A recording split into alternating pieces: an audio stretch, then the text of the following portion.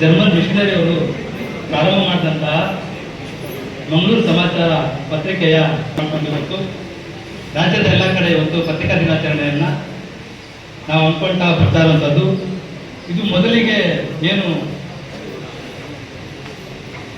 ಪ್ರಾರಂಭವಾದಂತಹ ಪಾಕ್ಷಿಕ ಪತ್ರಿಕೆಯಾಗಿ ಪ್ರಾರಂಭವಾದಂತಹ ಪತ್ರಿಕೆ ತದನಂತರ ಕನ್ನಡ ನಾಡು ನುಡಿ ಮತ್ತು ಸಂಸ್ಕೃತಿಗಾಗಿ ರಾಜ್ಯದ ಎಲ್ಲೆಡೆ ವಿಸ್ತಾರಗೊಂಡಂತಹ ಪತ್ರಿಕೆ.